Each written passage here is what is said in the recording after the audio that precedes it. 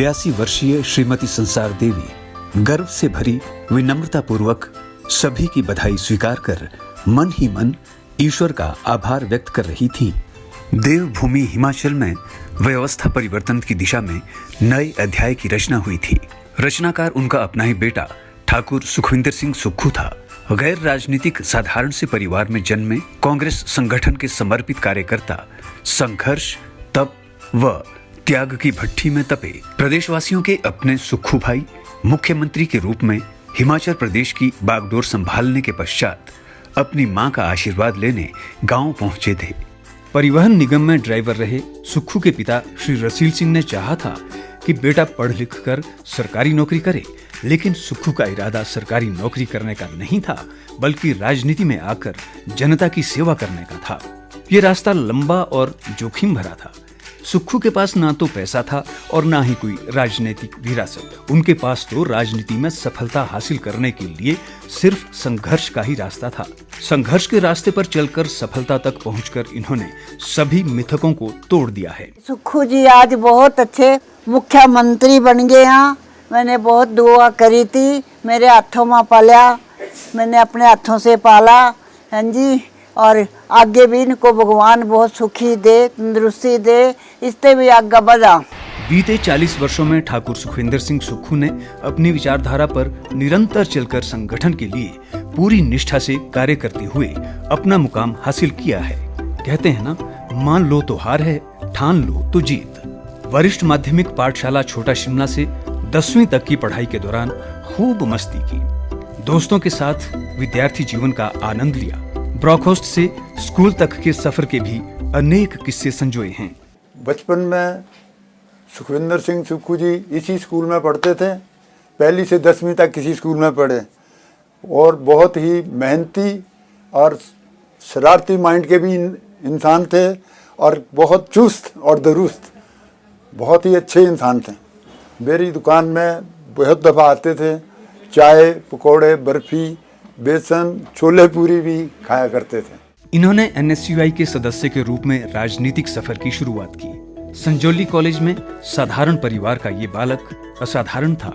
वर्ष 1981-82 और वर्ष 1982-83 में CR बने।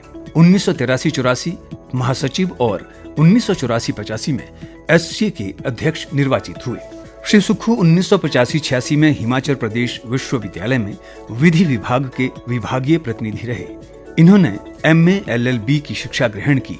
छात्र राजनीति के सफर में ही सुक्खू सबके हो गए और सब सुक्खू के। वर्ष 1989 से 1995 के बीच सुक्खू NSUI के प्रदेशाध्यक्ष रहे।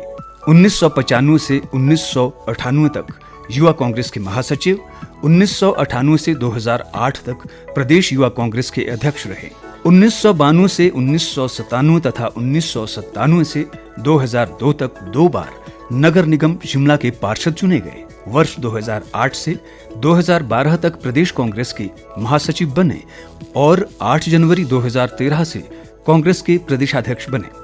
वर्ष 2003 में सुखविंदर सिंह सुक्खू पहली बार जिला हमीरपुर के नादौन विधानसभा क्षेत्र से विधायक बनकर विधानसभा पहुंचे। वर्ष 2007 में विधानसभा के लिए दूसरी बार निर्वाचित हुए।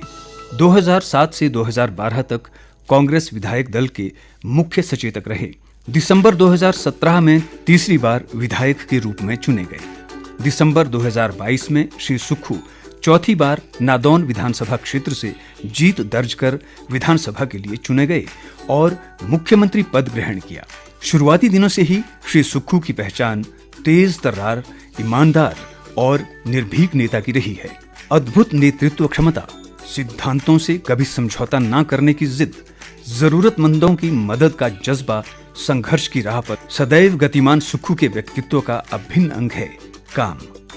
वे कहते भी हैं, सेवा भाव मेरे दिल में है और कार्यशीलता मेरे स्वभाव में। जब मैं स्कूल में यहाँ तीसरी क्लास में आया था नादौन में, तो मेरे माता पिता जो मजदूरी करते हैं, मेरे ब्रदर भी मजदूरी करते हैं और मैं झुग्गी झोंपड़ियों में रहकर मैंने पढ़ाई की। मैं नादौन में स्ट्रीट लाइटों के नीचे बैठ के मैंने पढ़ाई की। और जब मैं कॉलेज में गया था फर्स्ट ईयर में 2013 में, तो CM साहब उस वक्त प्रदेश अध्यक्ष होते थे, तो उनसे मैं मिला था और उनसे मैंने रिक्वेस्ट की मेरी मदद की जाए।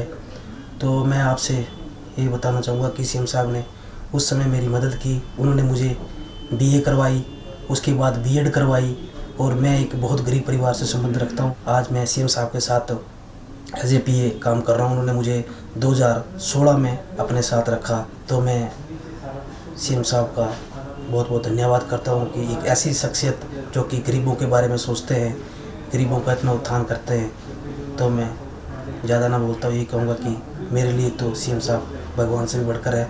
छात्र जीवन के दौरान सुक्खू ने नगर निगम के जल अनुभाग में नौकरी की। यहाँ उन्हें केवल 6 रुपए 25 पैसे दिहाड़ी मिलती थी। उस दिहाड़ी के सहारे वे अपने दोस्तों के साथ फिल्में भी देखते थे। कॉलेज के दिनों में सुक्खू दूध बेचकर अपना खर्च चलाते रहे और जनता की सेवा करते रहे। सुक्खू की पहचान दरअसल प्रदेश के ऐसे जमीनी नेताओं में से है जो अपने हर कार्यकर्ता को नाम से जानते हैं और न केवल अपनी विधानसभा बल्कि पूरे प्रदेश को परिवार की तरह देखते हैं। आज सुक्खू राष्ट्रीय नेताओं की कतार में खड़े हैं। जनमन से जुड़े मुख्यमंत्री के दिल में तमन्ना थी किसी मुकाम पर पहुंच उन सब के लिए कुछ खास करने की जो अभावों का जीवन जीकर किसी तरह गुजर बसर कर रहे हैं। बस यही तमन्ना उन्हें शपथ ग्रहण के पश्चात सबसे पहले अनाथ आश्रम ले गई। नववर्ष के तोहफे के रूप में उन्होंने मुख्यमंत्री सुख आश्रय कोष की स्थापना की घोषणा की और अपना पहला वेतन सुख आश्रय कोष में अंशदान के रूप में दिया। अनाथ बच्चों को चिल्ड्रन ऑफ स्टेट बनाया, कर्मचारियों को ओपीएस का तोहफा दिया, भ्रष्टाचार खत्म करने का प्रण लिया। 2026 तक हिमाचल को हरित राज्य बनाने का लक्ष्य रखा। निस्संदेह व्यवस्था परिवर्तन की दिशा में छोटे से अंतराल में बड़ा बदलाव नजर आने लगा है। मुख्यमंत्री ठाकुर सुखविंदर सिंह सुक्खू अपने विद्यालय पहुंचकर बीते दिनों की यादों में खो गए। कुछ वर्ष पहले जब मैं स्कूल में मॉर्निंग वॉक किया करता था, रोज आकर देखा करता था। पुराना स्कूल था, आजादी से पहले का स्कूल था, और जब मैंने स्कूल में एडमिशन लिया उस समय ये स्कूल हाई हुआ। ये 1971-72 की बात है। मैं स्कूल में आया और पहली कक्षा में आपकी तरह एडमिशन लिया। जो मैडम हमारे सवित्री मैडम थे, यहाँ अभी आए थे, जब हम शरारत करते थे तो हमें मारते थे, पीटते थे। वे अपनी गणित की शिक्षिका सावित्री देवी को सम्मानित कर गौरवान्वित अनुभव कर रहे थे। मुख्यमंत्री जी जब पढ़ते थे तो मैं उस समय अध्यापिका के तौर पर कार्य करती थी। गणित मेरा विषय था। सुखविंदर जी के बारे में कभी कोई मुझे शिकायत नहीं मिली, ना ही हमने कोई गलत काम करते दिखाए नहीं।